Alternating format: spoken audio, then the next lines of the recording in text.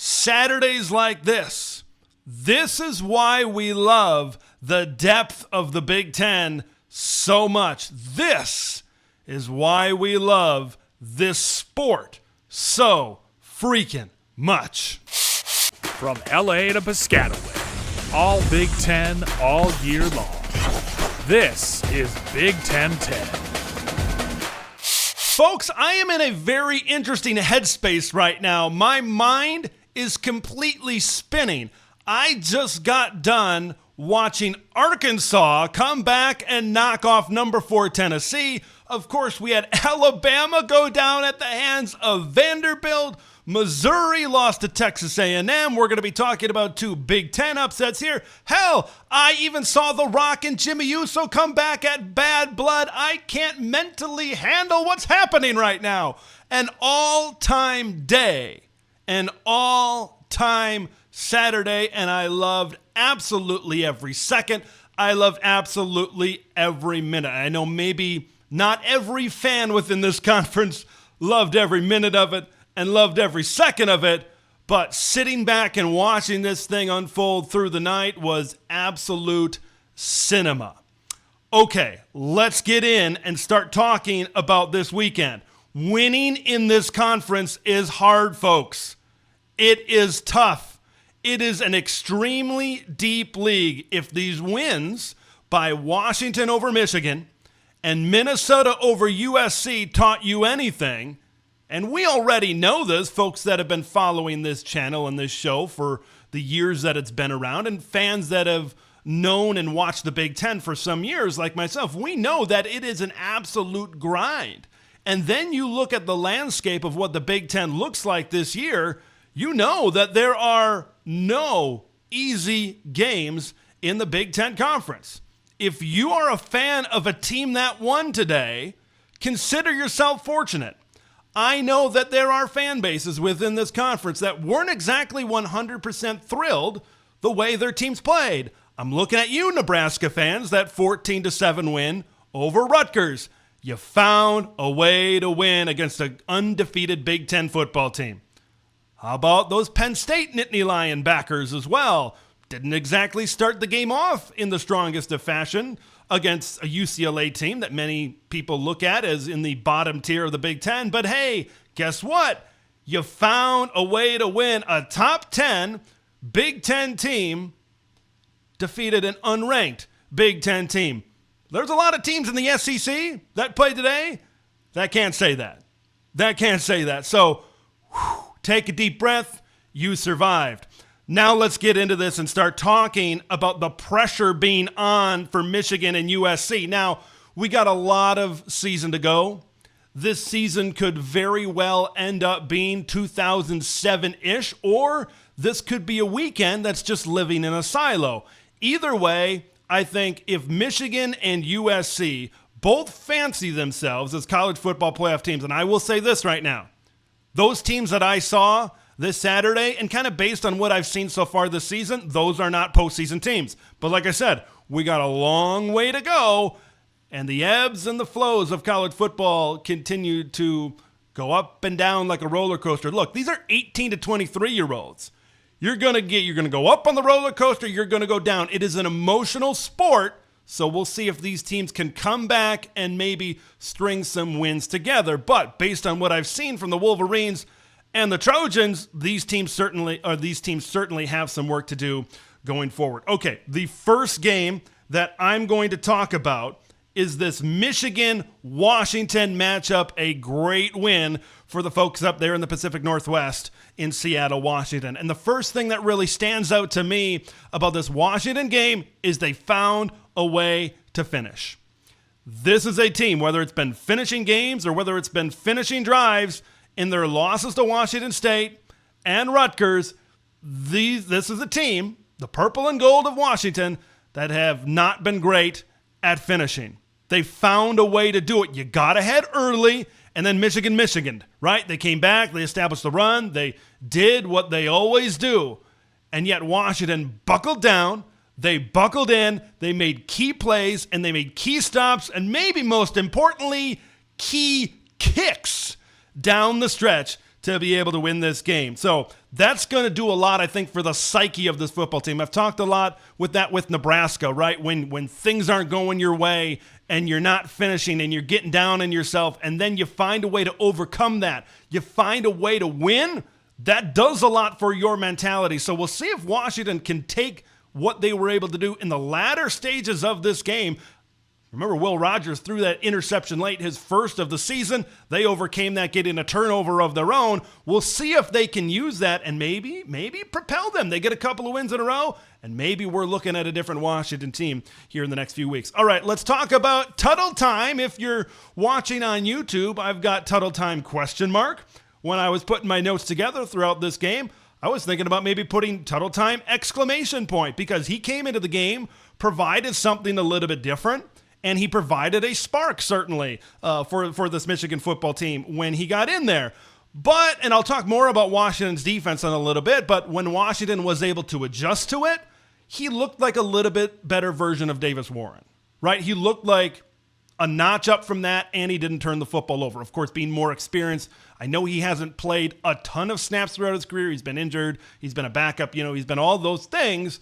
But this is a quarterback in Jack Tuttle that I think personally is probably the best option for Michigan, right? Considering how much football that he has played, how experienced he is, and just him coming in and how this offense played when he first came in. I thought that's kind of what Michigan wants to be. That's the balance that the Wolverines certainly want to achieve. I think the best course of progress going forward for Michigan is going to be Tuttle in that main starting role, and then using Alex Orji as a weapon and a change of pace, kind of like they did, maybe a little bit more, but kind of like they did with J.J. McCarthy last season over there as well. Let's talk about this Washington defense.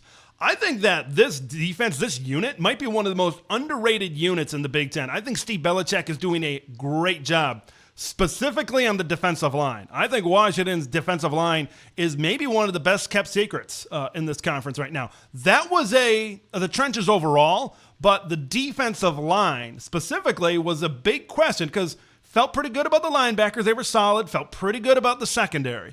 But it's been the defensive line that, or I should say in the preseason coming into the season, it was the defensive line that maybe held some questions.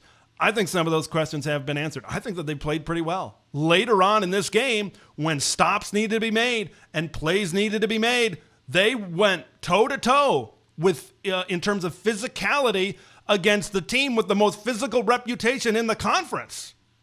All right? So that's got to say something. And I think this defense, I talked about it earlier in the week, that this is a defense that stacks up statistically pretty well with some other Big Ten defenses, considering maybe where we thought they would be coming into the season. So I thought they did a great job adjusting because you had, and Jed Fish said at halftime, you had that option type of look with the very, very heavy run type of look with Alex Orji. And then they throw that, what I think was the Michigan's planned ace in the hole, because Jack Tuttle seemed like he had a little bit of chemistry with some of these guys. Of course, playing last year certainly helped, and being on this team last year certainly helped. But it seemed like Sharon Moore had that in his back pocket, that he was going to go to Jack Tuttle, certainly in the football game. But I thought Steve Belichick did a really good job defensively adjusting to that, because that's a pretty big shift, being able to adjust to that in-game. Not sure if Washington knew that this could be a possibility or not, but I thought defensively they really clamped down. This is a big win for the Huskies, folks. This is a big win. When you look at the middle of the Big Ten and when you look at the depth of this conference, Washington is one of those teams that maybe you don't want to play because, hey, Will Rogers, they can move the football. They can get it to Giles Jackson. They can get it to Denzel Boston. Jonah Coleman, we know that they've got good weapons. Right? We know that they can move the football, and if the defense continues to improve and play like they have been playing, this is a Washington team that could be a little bit scary to play, especially if you play them in Seattle, Washington. Let's move on to the next game. Let's talk the Minnesota Golden Gophers upset of the 11th ranked USC Trojans. Before I get into my takeaways in this one, I think we got to talk about USC's continued issues, specifically up front on the offensive line. I've referenced it about the Trojans this season. When opposing defenses get pressure on Miller Moss and they get this USC offense off schedule and the offensive line is not doing their thing up front, it doesn't look good. Look at the first half against Michigan when the Wolverines were able to get pressure. Look at the first half against Wisconsin when they get down 11 at halftime to the Badgers, right? It didn't look good. Now, the good thing in those two games, I know Michigan was a loss, Wisconsin, of course, was a win, but the thing about those two games is they found a way to bounce back in the second half, and that didn't really happen this time. I said this earlier in the week. All right, USC, you got to start playing complete games. You got to start playing 60-minute games because it's going to come back to bite you. And if it bites you against Minnesota, look at the rest of your schedule. Look at Penn State on the schedule. Look at Nebraska on the schedule. Look at Notre Dame on the schedule. Those are teams that can wreak havoc as well against your offensive line. So USC now with 2 losses, this is a team that fancied themselves as a college football playoff contender. I feel like they got to run the table the rest of the way to make that happen. We'll find out just how big of a win that LSU game is going to be as the weeks and the months go by. But man, they got some issues to fix, because when I look at this game, this was a Big Ten kind of game. This was a Minnesota Golden Gopher type of football game. They needed to muck it up. They needed to drag down USC in this game. They needed to win the trenches. They needed to make it a trench battle. And look what happened. They were able to wreak havoc on Miller Moss. They were able to get in his face. I know that they have 1 sack and I think 3 tackles for loss in this game, but they were creating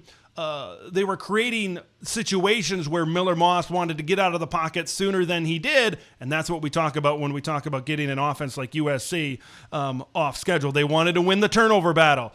2 turnovers, 2 interceptions from Miller Moss in this game, and they weren't able to come back from it. I think the Minnesota secondary, getting Justin Wally back was big for the Golden Gophers, but I think this Minnesota secondary is getting better and better, especially showing this kind of performance against USC. You get Justin Wally back there. Coy Parrish is a fantastic freshman. He seems like he's going to be the next in line. It went from Antoine Winfield Jr. to Tyler Nubin. It seems like Coy Parrish is that next guy in Dinkytown playing back there at safety for the Minnesota Golden Gophers. Winning the line of scrimmage, making that battle was big because Darius Taylor got back to being the running back that we know that he can be. We talked about the Minnesota defensive line doing good. Minnesota's offensive line maybe played in the early parts of the season, maybe played a little bit below expectations, but they got back to those expectations. Darius Taylor got back to those expectations in this big-time win over USC. How about 25 carries, 144 yards? When I talked preseason, I said that he could be a candidate to lead the Big Ten in rushing. This was an offense that got away from the run game early in the season, was leaning a little bit more into the throw game with Max Brosmer.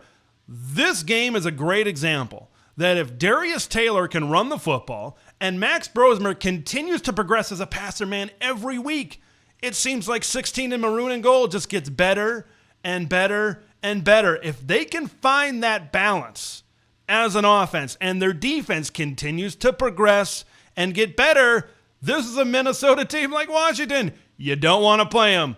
It once again reveals the muscle in the middle. It once again flexes just how deep this conference is in the middle, how much of a war that it can be, certainly, every single week. Let's talk about PJ Fleck a little bit. All right, so that call, I thought it was obvious. They were going to bring in Dragan Kesich, one of the best kickers in the Big Ten. They were going to kick a field goal, and hopefully they would have played well enough to be able to hold him out of field goal range. I'm going to say this, and I'm pretty confident in this. Boy, PJ Fleck's got a set for going forward on 4th and goal, man. Boy, oh boy, that guy's got a set. That was a risky call. That was a gutsy call. If that one does not go the way of PJ Fleck, there are some serious questions maybe about his decision-making down the stretch. Like that one call is what it separates 2 and 4 and some big-time questions maybe about his future to now 3 and 3 And this team is building momentum. And here's the thing about Minnesota. We're going to find out what Michigan and USC look like at the end of the year. But right now, Michigan was a top 10 team. USC was the 11th ranked team in the country. They went toe-to-toe with Michigan. A lot of people, including myself, said they got screwed out of possibly beating Michigan last week, losing by just 3. And then they play the 11th ranked team in the country, and they find a way to beat them. They're playing well against good teams, or should I say highly ranked teams. Like I said, we're going to find out what all these teams look like as these weeks and these months go by. But this is a big win for PJ Fleck and the Minnesota Golden Gophers. This is a team that plays UCLA next week, and maybe they can start to build some momentum back in the positive direction. This is why we love this sport. The chaos, the ultimate roller coaster of a season. That's what college football is. And that is why we love this sport so freaking much. An all-time Saturday, folks. An absolute all-timer. If you are a fan of a Big Ten team and you won, consider yourself fortunate. Whew. Take a deep breath. Build off of that. Be confident. If you're a team that lost on this particular day, I think we're going to see a lot more chaos before this season is over. Learn from it. Move on. An absolutely fantastic Saturday when all was said and done. I'm Big Ten Ted. Things are about to ramp up, folks, because we've got some big-time matchups next week, including the Ducks and the Bucks in Eugene 7 days from now. Man, this is why I love it. This is why I love talking to you. I'm Big Ten Ted. We'll see you in the next one. Thanks for watching Big Ten Ted, where it's all Big Ten all year long. Make sure to like the video to spread the word of Big Ten Ted to the masses, and subscribe to the channel for updates on Big Ten content that drops every day.